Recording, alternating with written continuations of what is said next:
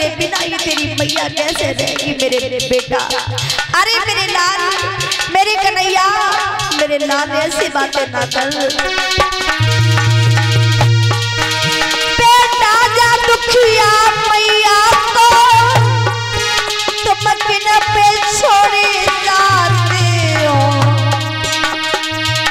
अरे धर्म के मला बन करके नैया मझधार बाते हो।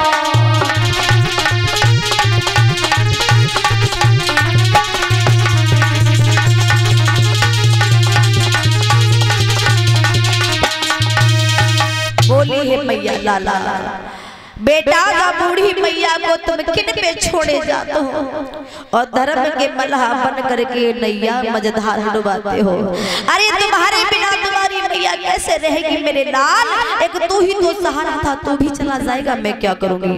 उसी समय बेटा रोहिदास बोले है माँ, अरे सुख दुख की जो सो मैया हमसे कहिए।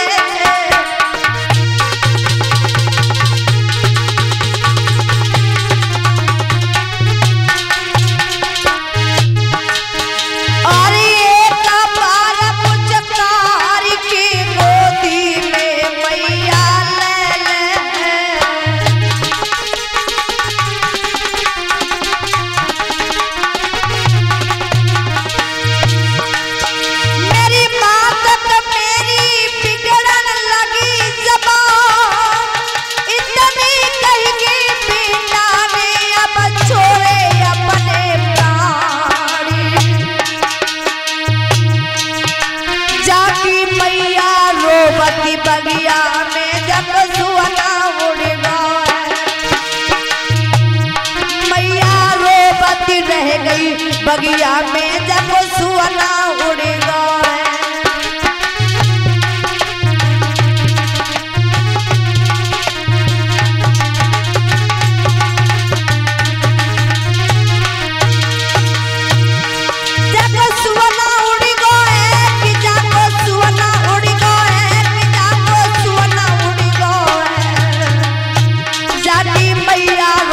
बगिया में जब सोना उड़ गए, मैया रोबती रह गई बगिया में जब सोना। आज मैया रोती है बगिया के बीच में, रो रो करके बुरा हाल है। बाई समय आज उस दुखिया को रोते हुए देखा तो परीक्षित महाराज एक व्यक्ति आ गया। उस व्यक्ति ने देखा अरे ये तो मर चुका है, बोला है बेटी ये तेरा बेटा मर चुका है, अब जिंदा नहीं रहा, ऐसा कर भलाई इसी में कि इसका अंतिम संस्कार कर दे। तो तारा बोली अरे भैया तुम का जानो कि माँ की ममता क्या होती है।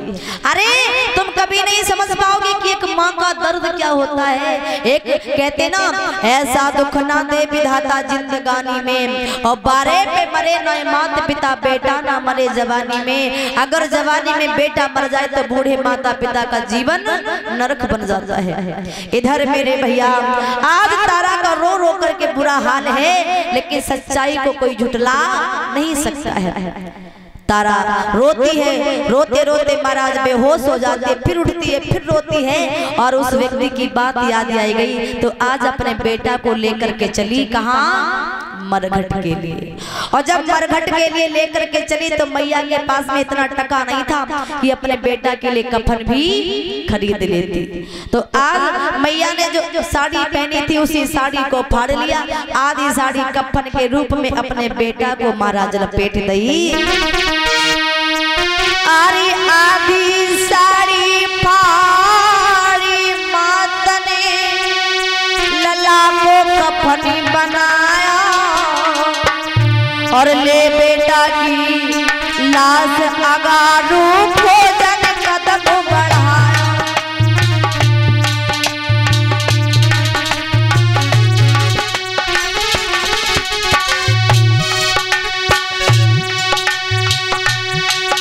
अरे आधी साड़ी फाड़ी मात ने लला को कफन बनाया, अरे ले बेटा की लाश अगारू भोजन कदम बढ़ाया।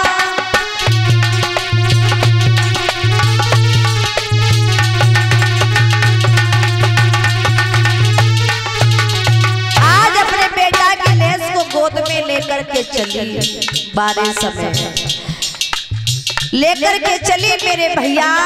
कदम रखती है तो लेकिन कदम आगे नहीं बल्कि आगे से पीछे आ जाते हैं। अरे पहुंच गई शमशान घाट में जाने बेटा दौलत आई और आज बेटा की चिता के खातिर ईंधन रही है लाई।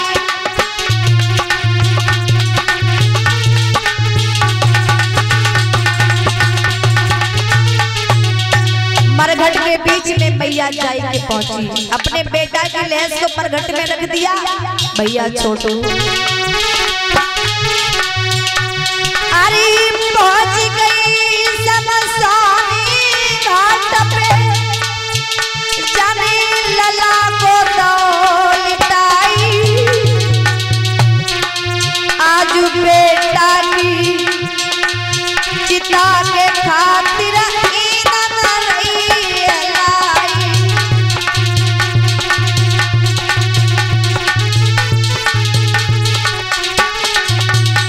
मेरे भैया। अरे कहूँ बाज के चिता बनाती कहूँ गोद में लेती उठाई तौले एक आवाज गूंज गई रही कान में आई।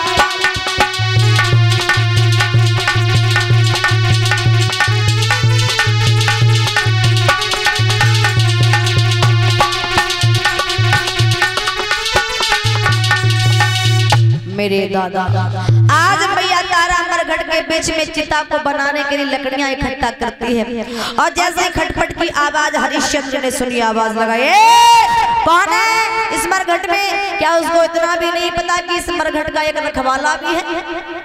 तारा ने सुना ये तो हमारे पति की आवाज है, मेरे स्वामी इस मरघट में। जैसे ही हरिश्चंद्र को अपनी ओर आते हुए देखा हाथ जोड़ के बोली स्वामी आप। अरे इस मरघट के मरघटिया कब से बन गए? लेकिन छोड़ो, अरे स्वामी आपको नहीं पता है हमारे ऊपर बहुत बड़ा संकट पड़ा है। हमारा बेटा हमें छोड़ करके चला गया है, अब इस बुढ़ापे का कोई सहारा नहीं रहा। और जैसे हरिश्चंद्र ने सुना मेरे दादा पैरों तले जमीन खिसक गई। पार ब्रह्म परमात्मा से कहते हैं प्रभु ये तूने क्या किया? मेरे ऊपर मुसीबत और डाल देता लेकिन मेरे बेटा को मत छीनता। कहते ना महाराज आज भगवान कन्हैया से बोले हैं, बोले प्रभु कि गिरधारी क्यों मेरी किस्मत बिगड़ गई।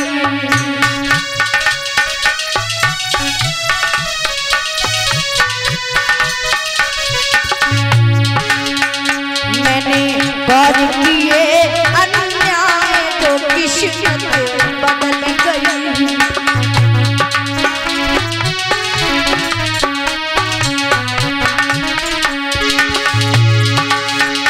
हो कौन किए अन्याय जो किस्मत बदल गई। मेरे सारे सुख की बगिया उजड़ गई। मेरे सारे सुख की बगिया उजड़ गई।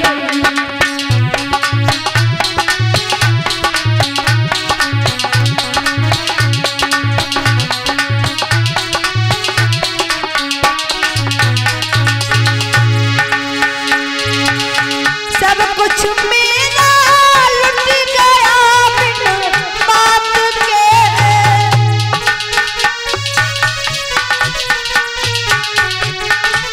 अरे प्रभु हो सब कुछ मेरा लुट गया बिन बात के। अरे परवाना भी छूट गया मेरे साथ की। अरे गिरधारी क्यों मेरी किस्मत बिगड़ गई।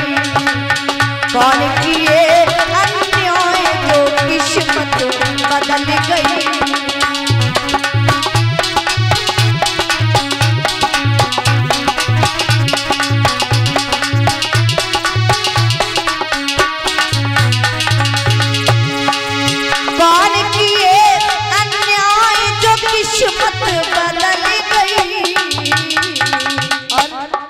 मेरे सारे सुख की बगिया उजड़ गई, मेरे सारी सुख की बगिया उजड़ गई।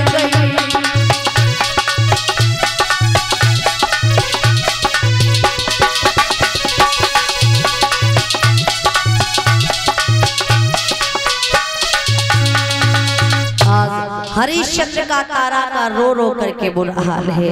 वैसे तो परीक्षित महाराज देखिए, ऐसा कोई व्यक्ति नहीं है इस जीवन में जिसको कोई ना कोई दुख हो। हर व्यक्ति किसी न किसी दुख में पड़ा है, किसी को ज्यादा दुख है तो किसी को कम दुख है, लेकिन हर व्यक्ति के पास में महाराज दुख है। और इधर मैंने तो ये देखा है कि संसार में मैं ही दुखी हूँ, लेकिन जब संसार में घूम करके देखा तो हमसे बड़े बड़े लोग दुखी पड़े हैं। अच्छा, कल्लू भाई चोटी कश्यप 50 रुपए दान कर रहे हैं। ठीक ठीक। हाँ कि दुनिया में